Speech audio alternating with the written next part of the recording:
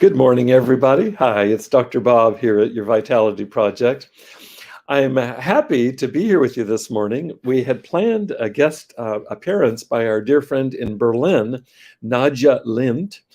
Because of the time change here in the States in the last week, I forgot to notify her. So it's completely my having missed that.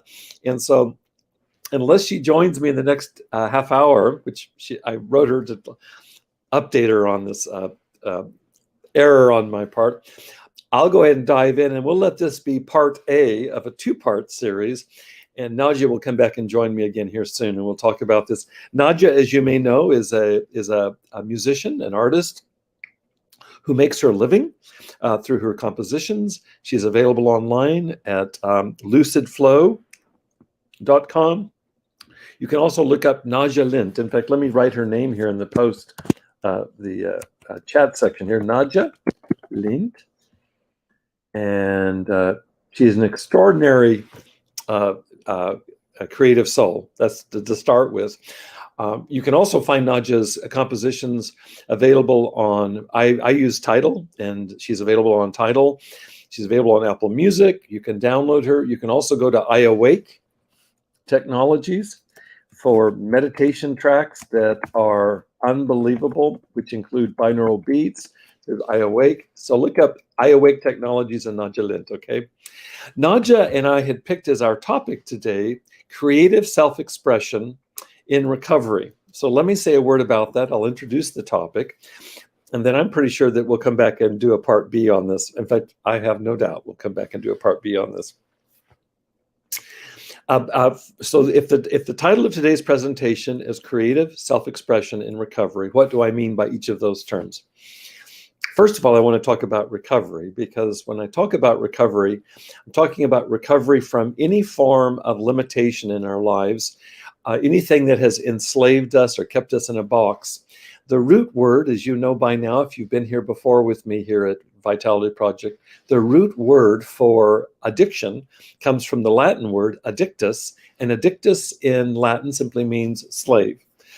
Therefore, addiction, understood as in this light, in its original sense, would represent enslavement. So I use those two words, addiction and enslavement, interchangeably. In fact, addiction as a term has kind of gone out of currency in contemporary psychology. I'm a clinical psychologist by background. And if you want to know more about that story, go to my website, 𝗥𝗲𝗰𝗃𝗲𝗿𝗆. And you can also view videos here where I've talked about that. I lost my license in psychology owing to addiction, owing to enslavement. And I'm open about that because so many of the people I work with in recovery from addiction are in recovery from severe addiction to substances, as I was.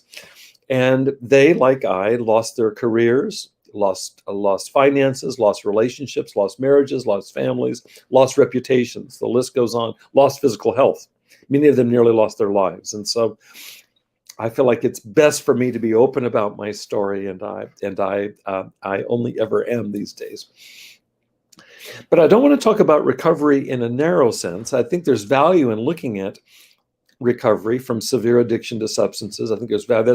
That represents a huge part of the work that I do.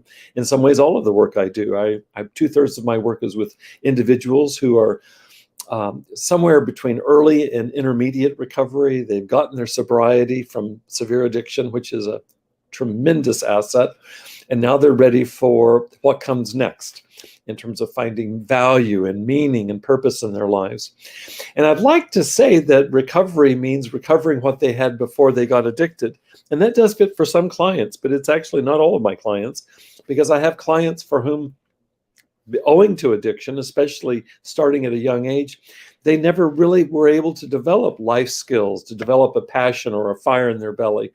And so when I ask a client, for example, that it's helpful to cultivate creative self-expression, for example, in hobbies like art or music or athletics, they'll look at me and laugh. They'll say, "Bob, I never did that." I said, they'll say, "My hobby was addiction. It was a full-time job." So out of respect to them, I've started including, when I talk about recovery, the term discovery, because I think oftentimes what's happening when we begin to, once we get sober, once we get a foundation of being biologically sober, is then the psychology and the spirituality of recovery come more and more to bear. And this is where, for many people, it's to discover who they really are, their true selves, for the first time. And then to be able to get that on board in order to live out why they're here on this planet. And that really moves into the area of spirituality, which I think of spirituality as the arena of our lives. It's incredibly significant. It's completely dependent on our physical health and our mental and emotional health. But once we have those in place, this is the arena of what we find most valuable in life, where we find meaning in our lives. What is the purpose for our lives? What direction are we headed? What gets us out of bed in the morning? That's the arena of spirituality writ large. Well, let me talk about recovery writ large for just a second, because I believe that if 1/4 of Americans right now, American adults, and this is over the age of 12, are currently clinically addicted to substance. So that's 80 million Americans. That's a lot of people. 90% of Americans say that they're enslaved to at least one behavior that they wish they could stop, and they realize that it's self-destructive or self-defeating. This includes all the other enslavements outside of enslavement to substance. And so this could be our working too much, this could be our gambling away all of our money or spending it all, spending money we don't have. This could be eating too much or eating too little. This could be compulsive sexuality, taking something that's sacred and turning it into a compulsion. This could be our hoarding. We live in a culture that is very acquisitive, and this could be hoarding. The list goes on and on. In this day and age, a huge addiction for many, and not just younger people, is addiction to the internet, addiction to video games, addiction to the digital world. And if this fits for any of you, then you fit in that 90% that they say that they have at least one behavioral addiction. So there's substance addictions and behavioral addictions that we can talk about recovering our lives from. And I want to include a whole nother domain, which would then universalizes this, namely that all of us can become enslaved to attitudes that are problematic, that undermine our relationships, undermine our self-esteem. So I include here shame, self-doubt, resentment, holding grudges. The list goes on in terms of unhelpful attitudes that we can get stuck in there. Anger serves us, but when it turns into resentment, it becomes morbid and it undermines our lives. Sadness is an incredibly important expression of our lives, but when it gets stuck, it turns into depression. And thank you, Alexis. Thanks for joining. I just saw you popped on there. I so appreciate your support.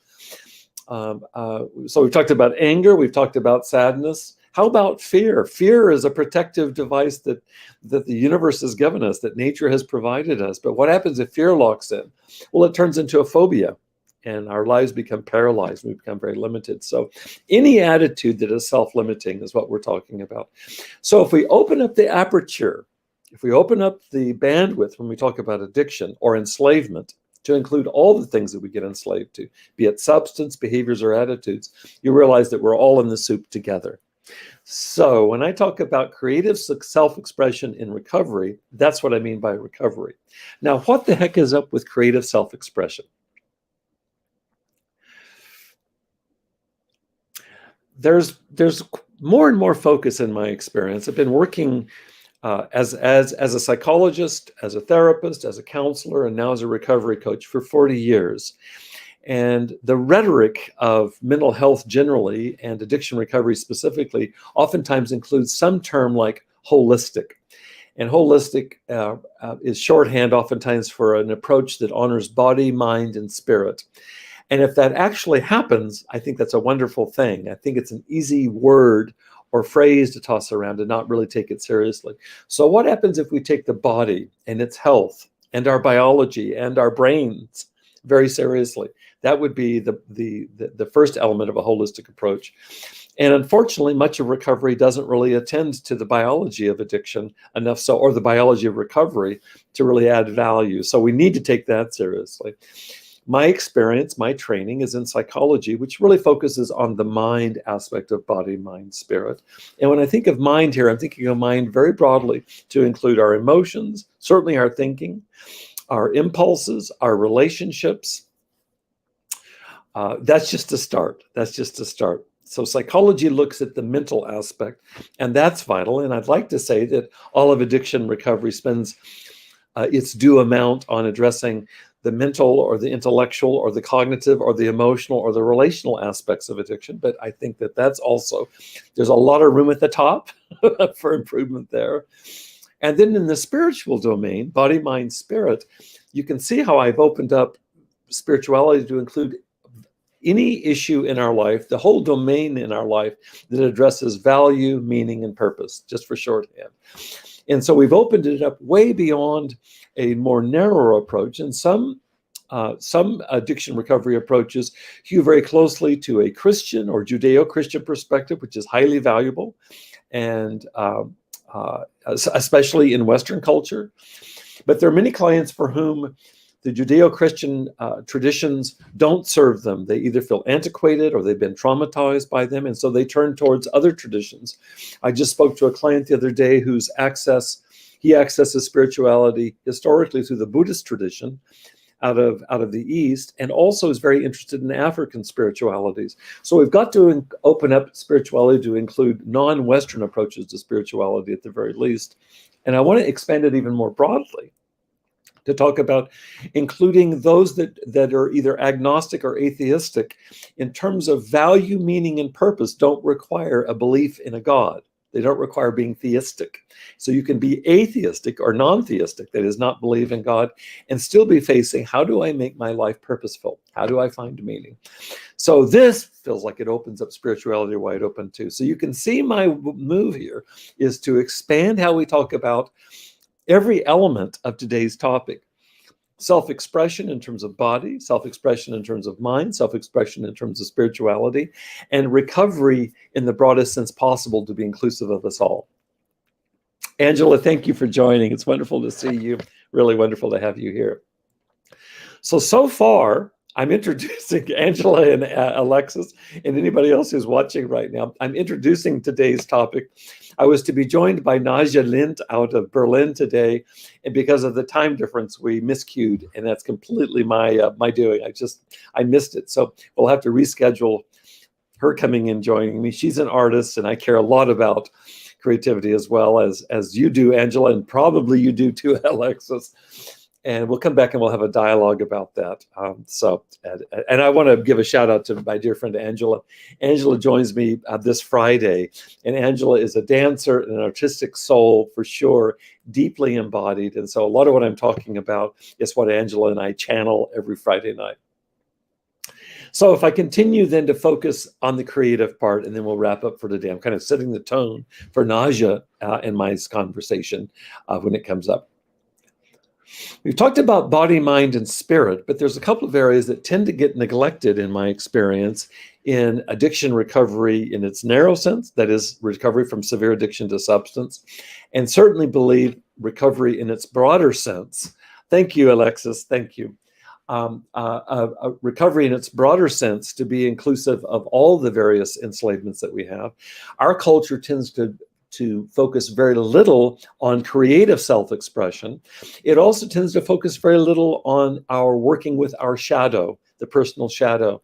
And so I think body, mind, spirit is a good start to talk about holism, but I think that you're still limping along partially if you don't also include creativity, which is the topic du jour, as well as shadow work, which that's a whole nother topic. It's something that Angela and I talk a lot about on Fridays, and I recommend you to that live event too, including this Friday. But let me say a word about creative self-expression for right now. I think of creativity as being the way that we cultivate our souls. It's the part of us that's not quite limited to just our minds, and it's a grounding of the spiritual in a very practical sensory way. And so it feels midway for me, kind of in between. If you could imagine body, mind, and spirit, soul feels like the confluence of all of those. And I feel like creativity is what radiates up out of soul. Now, I realize that the way I'm talking about this is perhaps idiosyncratic. I hope you bear with me. I've thought a lot about this over the years, and more than thinking about it, I like doing something about it. And so years ago, I went to a conference with one of the most influential psychologists in my career, James Hillman, the Jungian analyst, hugely influential writer in my own background. And it was a conference of about 200 psychologists. It was the first time I heard Hillman speak. It was in Santa Barbara, here locally in Southern California. Somebody raised their hand and said, what do you think is the best way to become a good therapist? And Dr. Hillman responded instantaneously, said, it's to cultivate your art form. It's to cultivate your art form. And he went on to say, and by art form, I don't mean being a sculptor or a dancer. I'm a drummer. Nadja Lind is a DJ and a musician, a composer. He didn't mean it in that sense. That would be a narrow sense, and there's great value in all those artistic expressions of ourselves. He said you could garden mindfully, you could cook mindfully, you could wash dishes mindfully, you could iron clothes mindfully. He's talking about really showing up and letting go into the creativity of the simplest things. This opens it to include everybody. And that's really how I think that not only do we cultivate the soul, like he said, cultivate your art form. That's not only how we cultivate the soul, but the soul gives back to us by expressing itself when we open our eyes, open our ears, open our hearts to its presence. And so by creative self-expression in recovery, I want to include recovery in the broadest sense. I want to include self-expression to include body, mind, soul, spirit, shadow. And by creativity, I want to talk about how it is that we, by bringing our attention into the moment, what we do, the definition of creativity from a psychological perspective, the definition is bringing two things into the same space that have never combined quite that way before. That's creativity. Whether it's an artistic creativity, you can think about science, you can think about engineering, innovations. All of those are about bringing things together. Think about this in your own life. Any time in your own life that you brought two things together that maybe you had never brought together quite that way before, it's quite possible that it's the first time it's ever happened in the history of humankind. That's amazing to imagine, isn't it? I can sit down on the drums and play a rhythm and realize not only have I not played that, but no one's ever played that. So pretty cool, pretty cool. So if creativity is bringing two things into the same space that haven't been brought before, the technical term for that is homospatial process, then what James Hillman is talking about, and really what we're talking about here, is what would it be like for me to bring myself into engagement with anything, from the most complex dance that Angela might dance, or the most complex composition that Nadja might create, to the simplest paying attention to a blade of grass, or to a butterfly, or to the sunset. All of those represent nourishment for our souls. All of them are expressions of our souls. All of those represent a marriage of self and senses in a way that creates something new, that renews us, So I've said this before. I'll finish with this for today. I've said this before, and I'll say it again. I don't believe I've known anybody who's been able to sustain successful, vibrant recovery in the broadest sense as well as in its narrow sense. I don't believe I've known any client of mine or any individual who's been able to sustain that without creative self-expression being right at the center of their daily, weekly lives. Is that we need to give attention to it. I like what Carl Jung said, and I'll finish with this. He didn't use the term God so much. He talked about the self with a capital S. He meant the archetypal self out of which all of us radiate. That was his belief system. I share that belief system, by the way. And he said, if we turn our attention to the self with a big S, if we turn our attention to God or the higher power or the universe or nature, however you understand it, it will turn its attention to us. Thanks for joining me for part one of what I hope to be a two-part series on creative self-expression in recovery. I wish you blessings, and I wish you more than anything else, if you can take inspiration here, to Dive back into your creative forms. You're, as Hillman said, cultivating your art forms. May you cultivate your art form or art forms that you are these next days, these next weeks. Be well, please, and come back and join me again here soon. Take care. Bye-bye for now.